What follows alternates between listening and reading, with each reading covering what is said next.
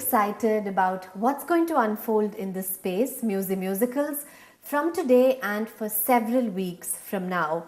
And I promise you, whatever it is that's going to unfold is going to be utter magic. And the magician who's going to make that possible, along with his collaborators, is pianist and composer Anil Srinivasan. Ladies and gentlemen, welcome to Keys and Conversations.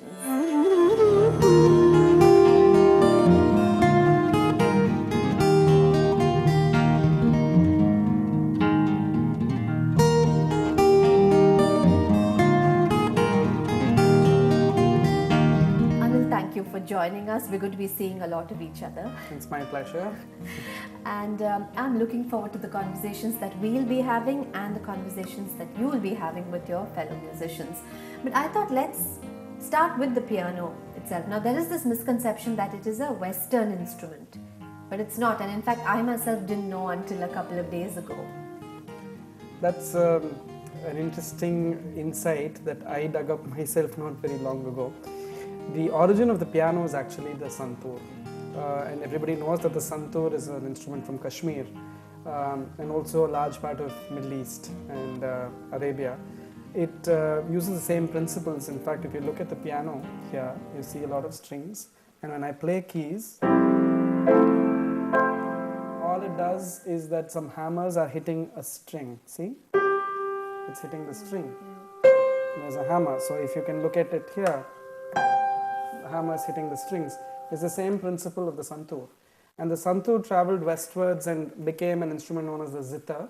And the zither traveled to Italy and then combined with this beautiful harp-like instrument and became the piano. So that's how the piano came into being. So it is a misconception to think of it as a Western instrument. I would probably contend that it is an Indian instrument, and not just because all good things are Indian, but because it is actually from this part of the world. And a lot of people also think that it's Italian. Well, in this current shape, it is Italian because there is a famous craftsman called Bartolomeo Cristofori who made the first piano in this form in 1720. But he did shape it out of two existing instruments, which were the zither and the harpsichord at that time. And I just told you the history of that. So can you play all Indian ragas on it?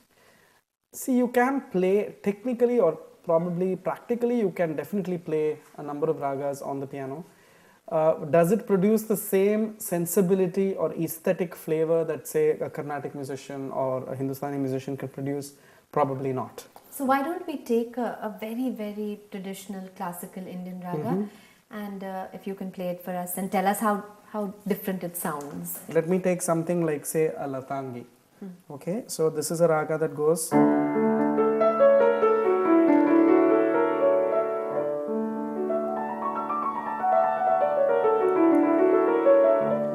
People in Chennai will know that famous film song, Chinna Rasave Chittarumbu Onnu Kadikkudu appdinu. There is one piece that is in that raga. And in classical repertoire, there are pieces like Pirava Varam Tarum, which was made in this particular raga. So if I have to just play it in a Carnatic or let's say an Indian classical style of playing, let me play a couple of minutes of that. Would be this. Let's play the same one, Pirava. Okay.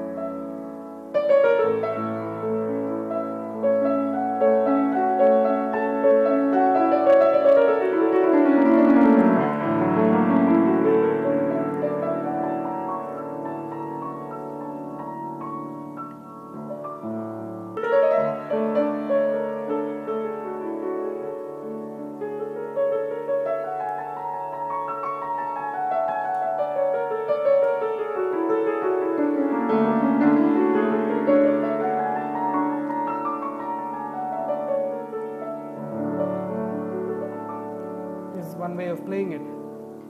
If you notice, so for instance, the actual words for that is Pirava Varam Tarum. Pirava Varam Tarum is what a singer would have done.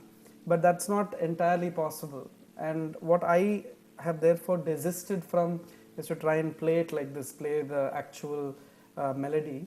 Instead, I have chosen, when I have worked with Carnatic musicians, is to play the harmonic frame in a Western classical style using the notes of Latangi, so that the singer remains the painting. I always say that the singer or the Carnatic voice is the painting and the piano forms the frame, which is the harmony around that painting. So if somebody sang Piravaram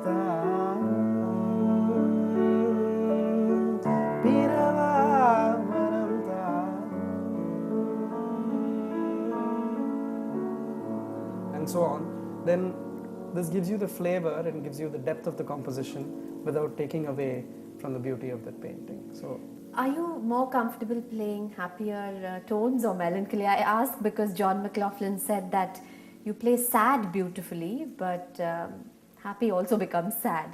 So I was thinking the reason why I didn't want you to play Charukesi is because I it's thought... a very sad raga. Yeah.